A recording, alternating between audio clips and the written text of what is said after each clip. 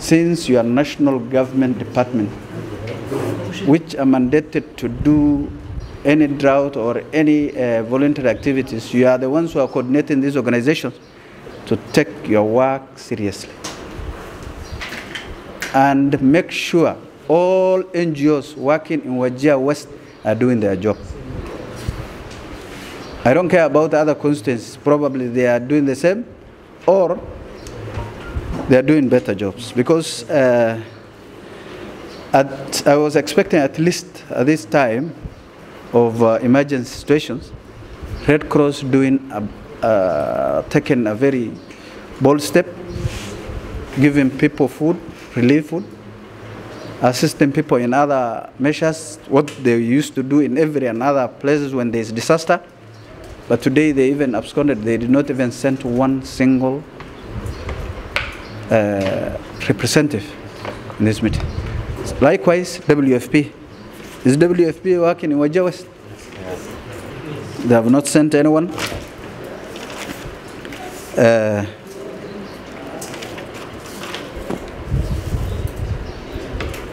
For those few NGOs who are here, who mentioned something about livestock. First, I want to ask, how do you do your assessment? How do you do your distribution? How do you balance? Or you sit somewhere, decide on your own, do your own things, then okay, unakuja giriftu, unafanya vile unataka, unarudi. Is that the case? Or you have a community, committees who are working with you guys to determine where the need of that particular activity you want to undertake is needed? That's the question I'm asking, the first question. The next question, the second question, in terms of, probably it will all depend on your funding.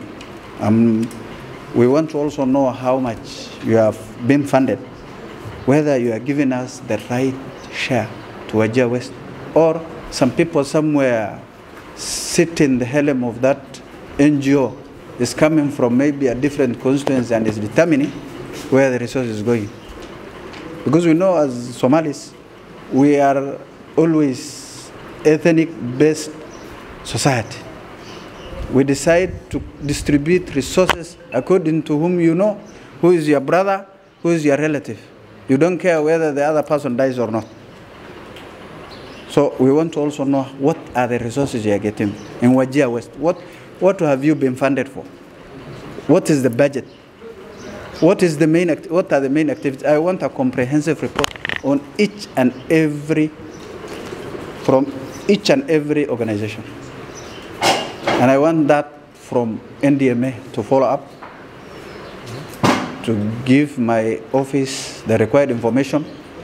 Any organization which is willing to cooperate will not work in Wajir West. Rest be assured. Because this is not just anybody's house. You come, everybody has his own house. Lazima ukuje uhudumie watu. Kisawasawa, transparency. I'm not saying I want my children, people to be, my specific people to be employed. I'm not requesting for any fund as an individual, but I'm talking for Wajir West people. If you are doing anything, even if it is the slightest thing in Wajir West, I agree with you, come, you are welcome. But do in a transparent manner, so that everybody can see you doing. So long all this has been happening, but we have not seen anybody in Wajir West or any hay was being distributed. But it is distributed in Wajir town. And people come voluntarily. Wanakuja wakijua, okay, Professor Gulie, wanaendea kwake, you must distribute in each and every village.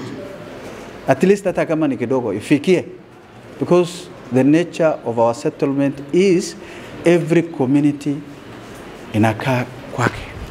There are no communities who are settling together, most of it, except Giriftu Town, Wagala, and Arbejahan. Even Arbejahan is only Mantan. and very few families. Each family has categorized themselves in a certain specific village. So you must consider also that kind of line. So my question, I want only to know exactly how do you work in terms of livestock issues? Whom do you consult? Do you come through the DCC? This is a national government representative who are here. Do you consult them and talk to them and tell them this is what we are providing Wajir West? Are you consulting the county government representatives? What do you do? How do you work? Or you just come in, distribute what you have to anybody whom you see or your friends and disappear? Thank you.